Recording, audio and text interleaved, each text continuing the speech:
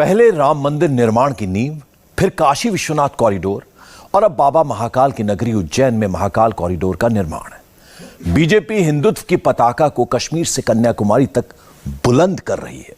देश के करोड़ों हिंदुओं की आस्था को मजबूत कर हिंदुत्व का परचम लहराना चाहती है। काशी विश्वनाथ की तर्ज पर बने महाकाल कॉरिडोर का पहला चरण पूरा हो चुका है।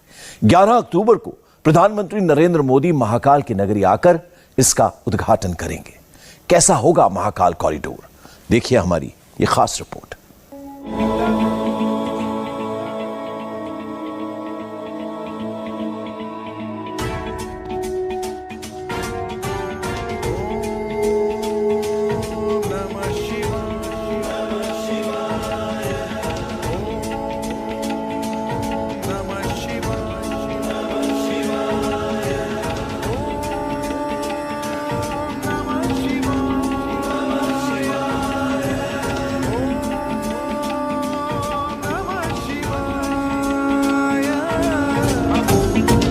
आकाशे तारकम लिंगम पाताले हाटकेश्वरम भूलोके च महाकालो लिंगत्रय नमोस्तुते।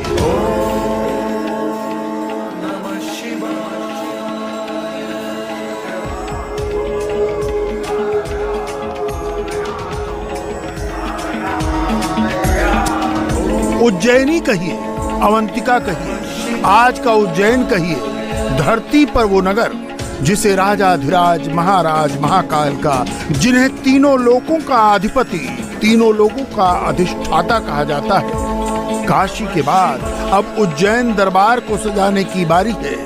शिव भक्त पीएम मोदी के यहाँ इसकी पूरी तैयारी है।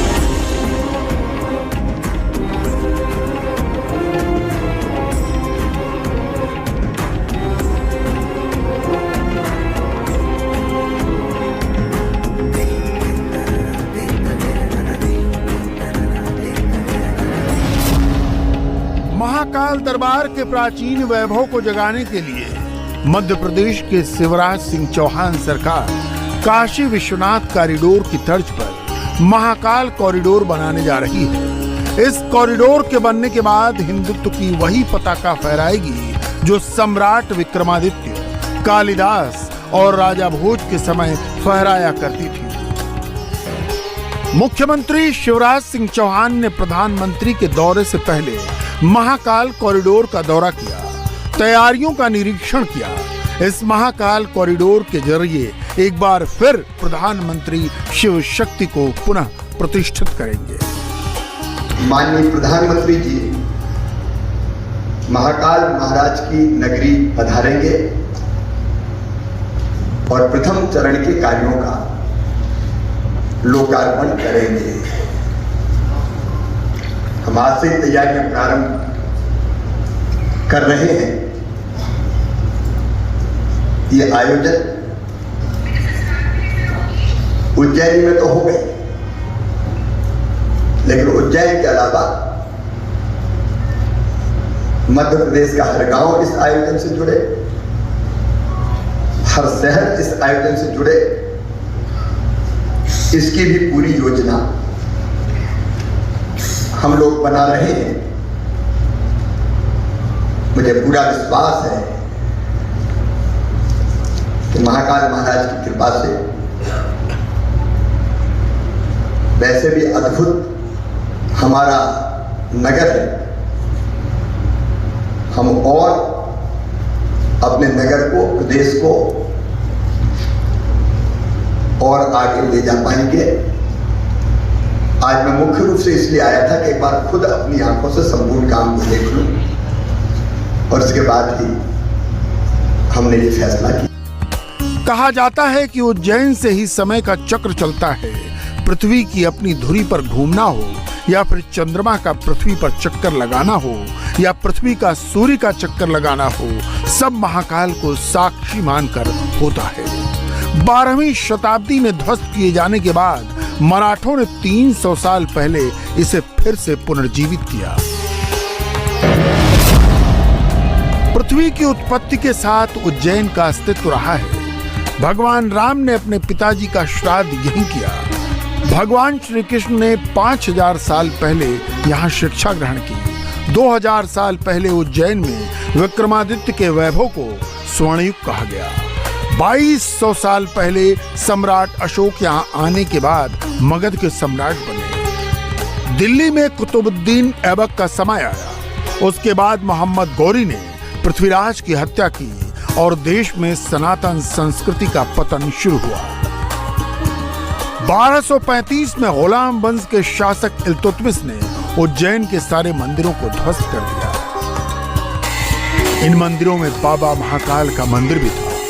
आज जो मंदिर है वो सिंधिया राज के दौर में बना 300 साल पुराना।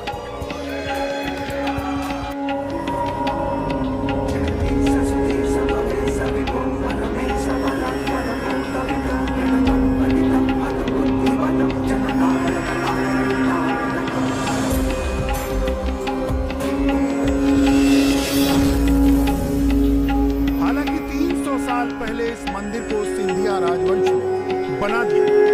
बावजूद इसके इस कॉरिडोर की जरूरत क्यों पड़ी, इसे समझने की जरूरत है।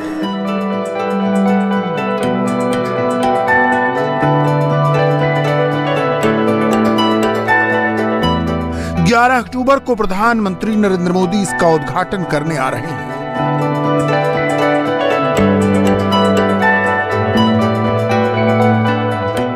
कॉरिडोर को किस तरीके से भव्य बनाया जा रहा है, मकसद क्या है, रूपरेखा क्या है।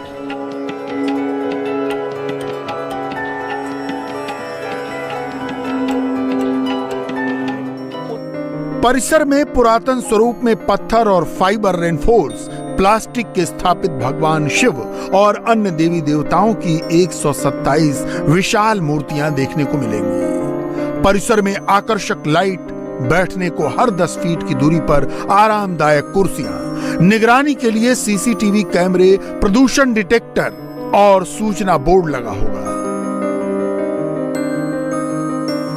पुराण और महाकाल के महत्व को दर्शाता महाकाल थीम पार्क देखने को मिलेगा। विकास के साथ ही सनातन संस्कृति का नया अध्याय होगा। महाकाल कॉरिडोर के दूसरे चरण में महाराजवाड़ा परिसर विकास, रुद्रसागर जीर्णोद्धार, छोटा रुद्रसागर तट, रामघाट का सौंदर्यीकरण, पार्किंग और पर्यटन सूचना केंद्र, हरि पाटक पुल का चौड़ीकरण, रेलवे अंडरपास, रुद्रसागर पर पैदल पुल, महाकाल द्वार और प्राचीन मार्ग बेगम बाग मार्ग का विकास होगा।